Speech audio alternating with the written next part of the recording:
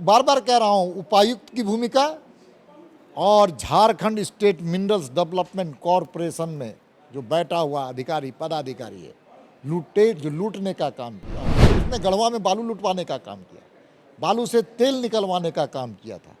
और वो Jharkhand state minerals development corporation में आकर के कोयले का भी वही काम देख रहा था, बालू का भी वो काम देख रहा था और अवैध उगाही की जा रही। राज्य में अधिकारियों पर एक के बाद एक गाज गिर रही है। अभी डीएमओ लोगों की सांसें फूल रही है जब ईडी ने उनको नोटिस भेज के कहा कि आइए मुलाकात करने। कई अधिकारी अभी रडार में हैं, किसी का नाम छुप कर लिया जा रहा है, किसी का खुलेआम लिया जा रहा है।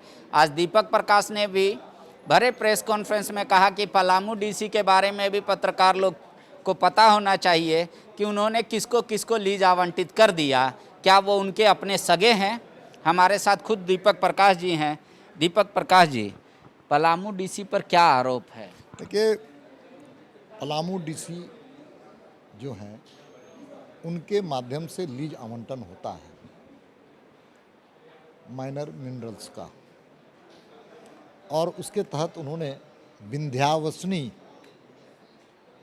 स्टोन जो एक फर्म है उसको लीज आवंटन किया है, इकरारनामा किया है, और वो संदेह के घेरे में है।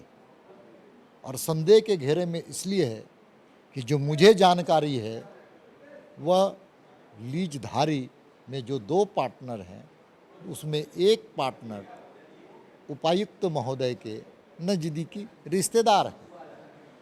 जो मेरी जानकारी है उसके अनुसार और एक अन्य जो फर्म है उसको भी, हाँ, प्राइम स्टोन, वो भी जो संदेह के घेरे में है, वो भी रिश्तेदार का ही मामला बनता है।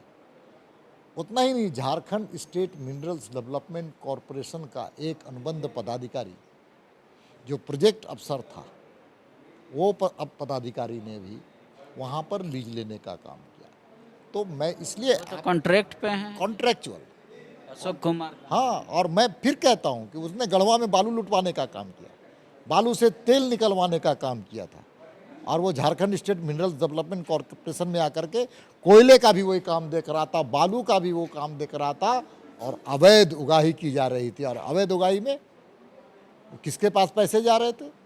इसलिए सारे प्रकरण की जांच गंभीरता से होनी चाहिए। जेएसएमडीसी की चेयरमैन से लेके एथी तक तो खुद पूजा सिंगल थी।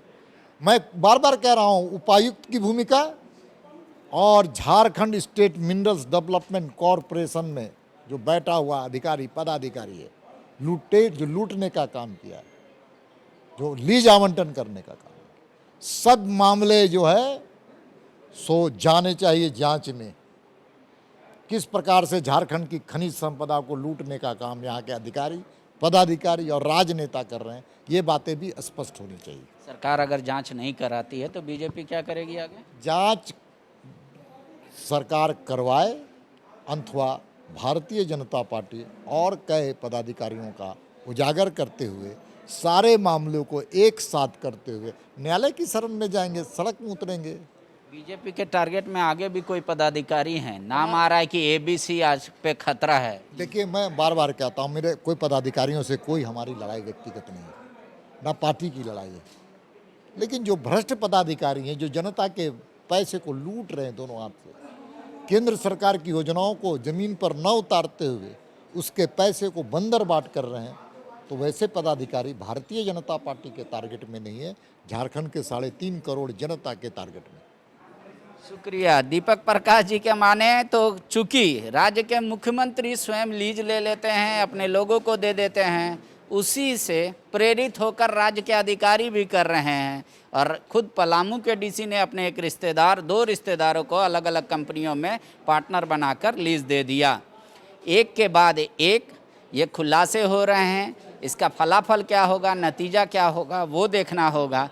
लेकिन कहा जा रहा है कि ए, बी और सी, ये 3 ऐसा अक्षर है जिसके अधिकारी अगली टारगेट हो सकते हैं। शुक्रिया। TheFollowUp.in. Like, share and subscribe. www.thefollowup.in